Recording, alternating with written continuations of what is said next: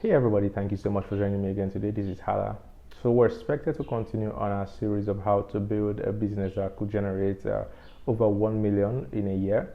But we're putting a pin on that. We've heard your feedback, and what we're doing right now is to follow through what you're asking. So you need one-on-one access and be able to actually put this in practice. So we're setting up a course that will walk you through everything, all of the concepts. It's going to be in 6 different parts, and more information, the timeline, and the cost will be shared over the next maybe couple of weeks. So we're working on that. But today we're focusing on something else, and we're talking about how to 10x your productivity as an entrepreneur.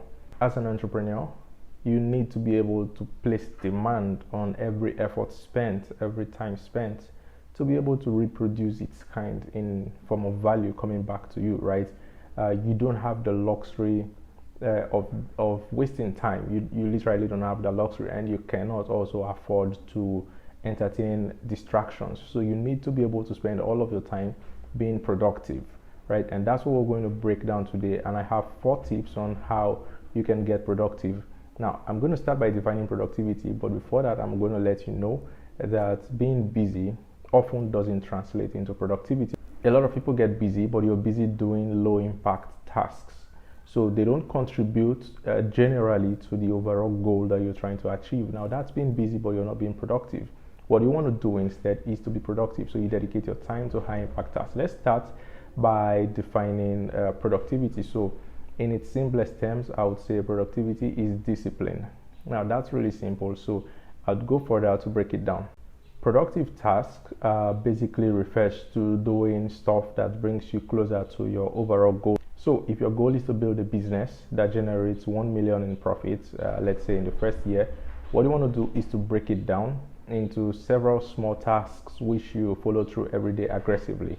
And so if you find yourself every day doing tasks that are not contributing to your original goal or to your overall goal, then you're not being productive in that area. I also want to mention that productivity is not binary. Binary means 1, like 0 to 1, right? You could be productive in your health goals and not be productive in your business goals.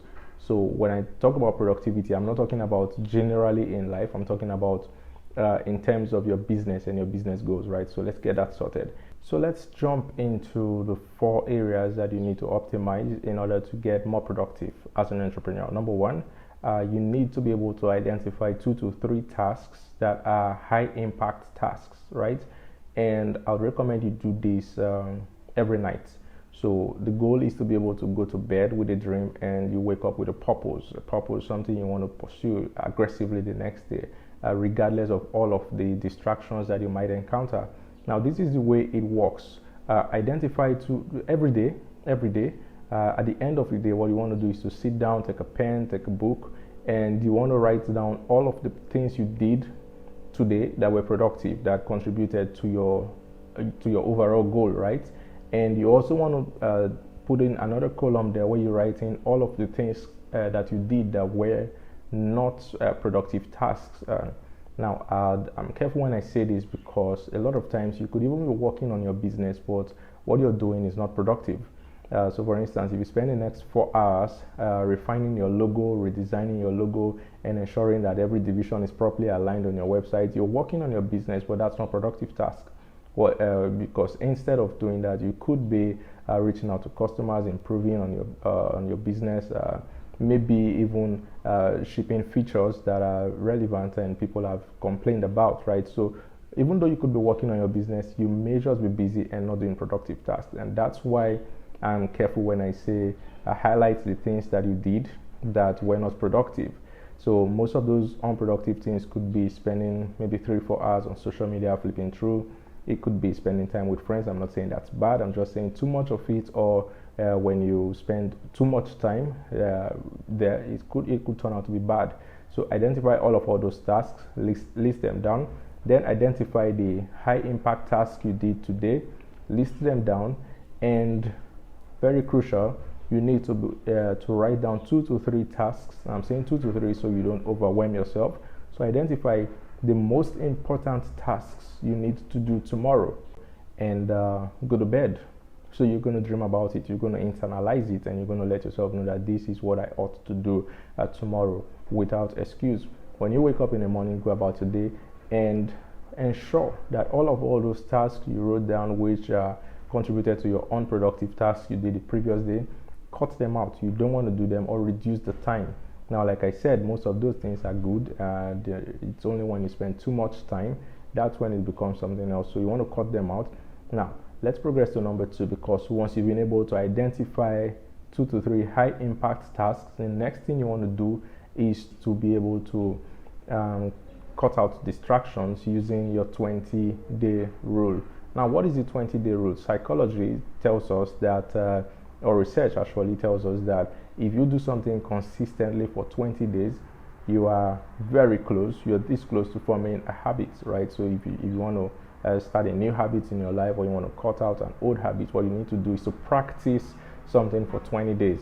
So if you're able to practice it for 20 days, you're getting really, really close. Now, don't pay attention to the days that you miss it. We're humans, and obviously maybe on day 1, day 5, maybe even day 10, or it could be day 19, right? You miss the routine and you're unable to follow through with cutting out the distractions and focusing on your high impact tasks. Now that's fine. Just go back to day 1, start again. The reason I said start again and not that you should continue from where you stopped is that it is important to build discipline. Remember, we said productivity is discipline. So if you're able to discipline yourself, then you're getting better productively, right? So if you miss the routine and your schedule, that's fine. Just go back to day 1 and start all over again. You're getting more productive and you're gaining better control over your time. So it doesn't matter that on day 5 or on day 10 you break the rule, right? But what you want to ensure to do is that you go back and you start again from day 1, learning your lessons and deciding, hey, this time I'm going to go straight 20 days and I'm going to see it through. So cut out the distractions. You listed them out yesterday. They didn't contribute to your overall goal, so cut them out, right? And be very aggressive about it. Now, this is where the magic comes in. Number 3, set a 19-minute timer and take 10 minutes break on intervals, right?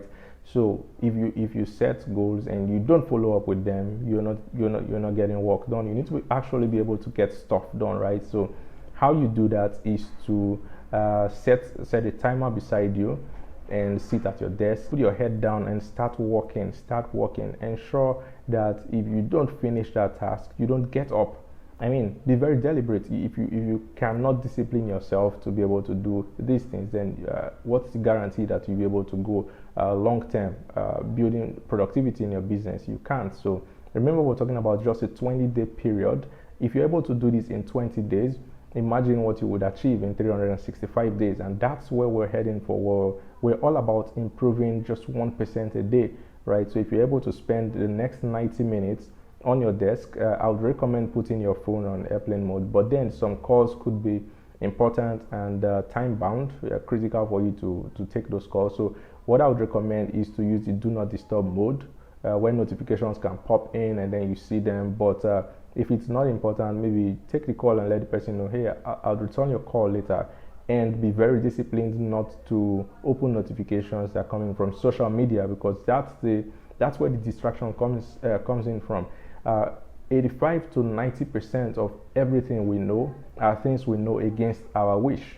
We don't want to know these things, but social media allows us just to know things, and then it detects what we know, how we know them, it detects our mood, it detects our risk appetite, how we make decisions, and all those things. And that's basically all from social media alone. So what you want to do is to be deliberate and say, these 90 minutes that I'm blocking it out, I'm going to use it to work on my goal, and nothing is going to distract me. Now, after every 90 minutes, you want to take maybe a 10-minute break to stretch, to walk, to call friends, family, your partner, or maybe drink coffee or something. But you want to take 10 minutes break now. That's going to refresh your mind, and it's going to give you the energy you need to power through, like the next 90 minutes, right? So that's really important. So refresh every 10 minutes after taking a full 90 minutes working on your goal. Now, the last thing I'm going to talk about, remove self-deceit. Now, that's really simple. That's big grammar for saying don't deceive yourself. Don't deceive yourself. Now, the reason is really simple. If you deceive yourself, you get used to it, and then you lie to yourself, and your body internalizes the lie and says, okay, this is the truth. And that's a risky place to be in.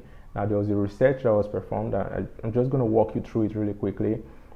Growing up, whenever you fall sick, your parents give you drugs, like, right? So let's say headache, then they give you paracetamol, and you take it. After a while, you get better. Your body responds to treatment, and you get better. Now, a research was conducted where a lot of people were locked in a room. They were all sick, right? Not going into the full details, but then what the researchers did was to trick them. So instead of giving them paracetamol, they were asked to take vitamin C, right? So they took vitamin C tablets. Now, their bodies naturally thought that they've taken the right medication, and about 85% of them started reporting that the symptoms were disappearing, they were feeling better. Now, what happened was the researchers came across a valuable information that you can deceive your body to do basic things like you're used to taking drugs, right? So instead of taking the right drugs, take the wrong one. You've deceived your body that, hey, I've taken the drug. That's what gives your body the boost to be able to fight against illness, sickness, and diseases, right? So when you take drugs, your body says, oh, okay, now we've gotten the extra boost to be able to push out the sickness, so it starts fighting aggressively. That's what the researchers did. They gave these guys the drugs, the wrong one, vitamin C, instead of a painkiller like paracetamol, and said, take it. And these guys literally started getting better. They recovered. And why is that? Because when you deceive your body gets deceived, right? It's very simple. And the reason I'm bringing this in, and the reason it's important to the topic that we're discussing, is if you keep doing unproductive tasks and you deceive yourself that those are productive tasks, eventually you get stuck in that loop, right, of constantly doing unproductive things, but your body has come to believe, or your brain, your mindset has come to believe that these are high impact tasks and they're contributing to your productivity, whereas it's not. The problem is you've conditioned your mind to believe it, and now it's going to be difficult to break out of it. What you want to do, though, is to go back to the previous step where we talked about doing something for 20 days. So you have to deliberately climb out of that loop, of that hole that you put yourself in. So what you want to do is to never lie to yourself, never deceive yourself. There's a popular saying where it is said that there are 3 people you should never lie to: your lawyer, your doctor, and your pastor. I'm going to go ahead and add a 4th one there: never lie to yourself. If you lie to yourself and you internalize your lies, it's going to be difficult to climb out of it. So these are just 4 tips, and of course we're just scratching the surface, and there are a lot more things that you need to do to get really productive in your business. But I hope this helps somebody, and see you at the top. Thank you so much for joining me again today. Thank you for joining us today. Stay ahead in business by following Hal's Daily Insights.